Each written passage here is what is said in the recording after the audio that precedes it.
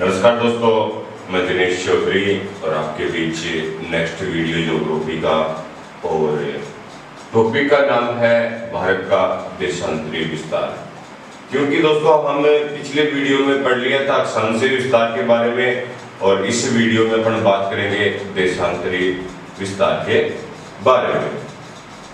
जो भारत है ये कितने डिग्री से लेकर कितने डिग्री तक देशांतरों तक विस्तृत है, उच्च देशांतरीय मान कितना है, निम्न देशांतरीय मान कितना है, या फिर यानी कि जो देशांतर रेखाएं हैं इनमें से जो मुख्य रेखा होती है कौन सी भारत का मानक समय या न्यूनतम है, इसके संदर्भ में अपन बात करते हैं। तो सबसे पहले आता है दोस्तों भारत का देशांतरीय विस्तार। और भारत का देशांतरीय विस्तार दोस्तों सरकरी गांव गुजरात से प्रारंभ होता है।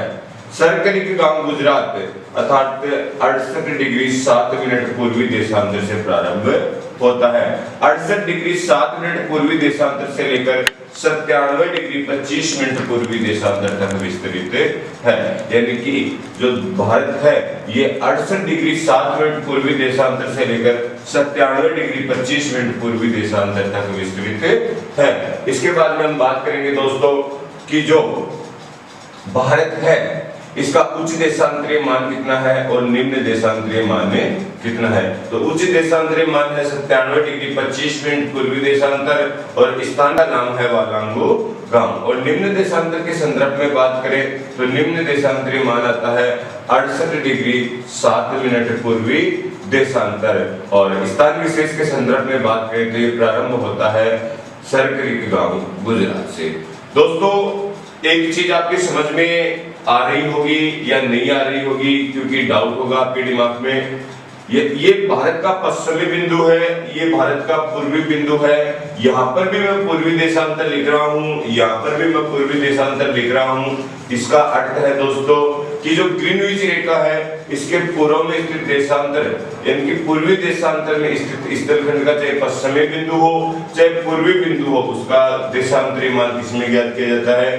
पूर्वी देशांतर में ही ज्ञात किया जाता है। और इस ग्रीनविच रेखा के पश्चिम में स्थित यानी कि जो भी देशांतर पाए जाते हैं उन्हें पश्चिमी देशांतर के नाम से ज्ञात किया जाता है, चाहे वो स्थलखंड का पूर्वी बिंदु हो चाहे स्थलखंड का पश्चिमी बिंदु हो।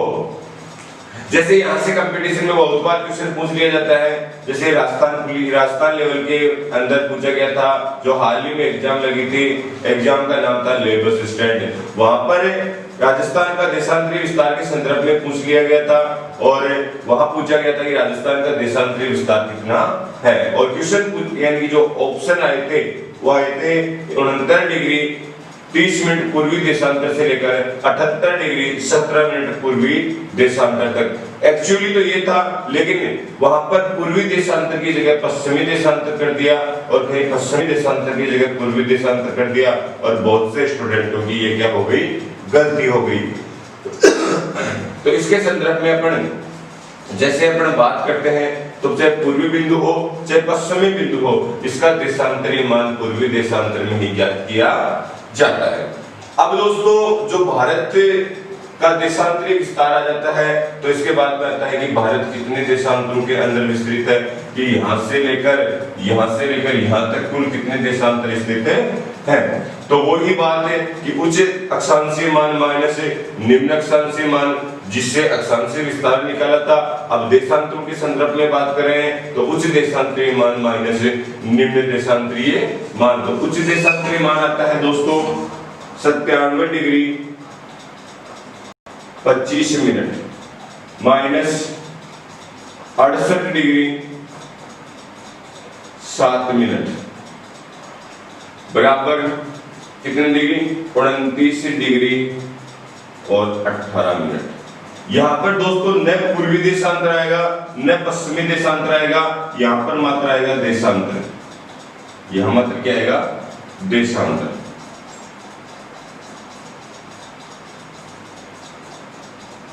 क्योंकि ये यहाँ से लेकर यहाँ के मध्य कुल कितने देशांतरों के अंदर विस्तृत है उसके संदर्भ में पूछा गया है।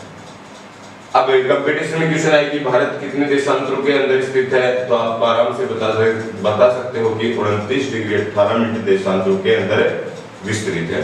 दोस्तों इसके बाद में अपन बात करते हैं कि बहुत बार कंपटीशन में क्वेश्चन पूछ लिया जाता है कि भारत में पूर्व से पश्चिम तक सूर्य को पहुंचने में कितना समय लगता है, या पूर्वी बिंदु और पश्चिमी बिंदु के मध्य सूर्य उदय व अस्त के मध्य कितना अंतराल है। तो आपने पीछे पढ़ा भी होगा और मैं अभी बता देता हूं आपको कि जो भारत है, कि भारत क्या है, संपूर्ण ग्लोब है, उसमें सूर्य एक देशांतर से दूसरे देशांतर तक पहुंचने में, एक देशांतर को पार करने में 1 डिग्री देशांतर को पार करने में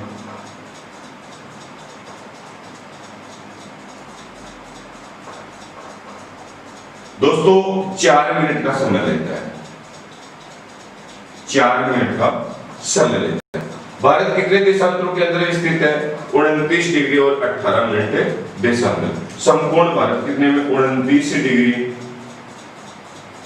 और 29 डिग्री और 18 मिनट देशांतर। 1 डिग्री को पार करने में सूर्य को 4 मिनट का समय लगता है, तो अपन डिग्री को 4 से मल्टीप्लाई कर दें, डिग्री को, और सेकंड को अपने मिनट को अपन मल्टीप्लाई करते दोस्तों सेकंड से, क्योंकि 1 मिनट बराबर 1 डिग्री। दोस्तों याद रखना कि 1 डिग्री बराबर 60 मिनट और 1 मिनट बराबर दोस्तों 60 सेकंड होता है।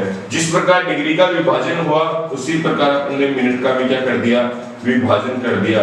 और यहाँ पर कितना आ जाता है दोस्तों, यहाँ पे आ जाता है 18 चौक 72 सेकंड और यहाँ पर आ जाता है 29 चौके 116। दोस्तों मैं इससे सेकंड को लिख सकता हूं 1 मिनट और 12 सेकंड। 1 मिनट और 12 सेकंड। जैसे 1 मिनट 12 सेकंड को मैं 116 मिनट में कन्वर्ट करता हूं, जोड़ता हूं, तो 117 मिनट और 12 सेकंड आती है। ठीक है, अब इस 117 मिनट और 12 सेकंड को दोस्तों मैं घंटे में चेंज करूंगा, तो मैं भाग दूंगा किसका, 60 का। यहां पर मैंने 117 मिनट और 12 सेकंड के अंदर 60 का जैसे ही मैंने भाग दिया है, और भाग देने के पश्चात ये आया 1 घंटा 57 मिनट 12 सेकंड। 12 सेकंड यानी कि लगभग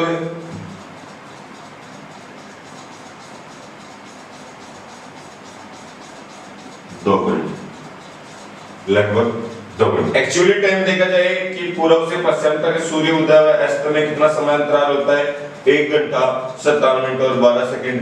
और लगभग कई बार कंपटीशन की बुक में की पेपर में दे दिया जाता है, वो आता है लगभग 2 घंटे।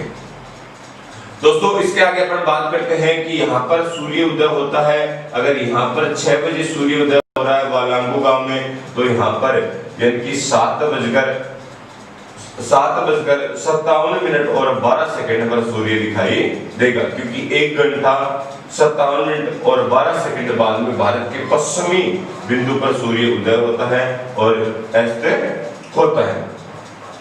ठीक है दोस्तों, इससे आगे अपन बात करें तो जो भारत है इसमें आती है मानक समय रेखा।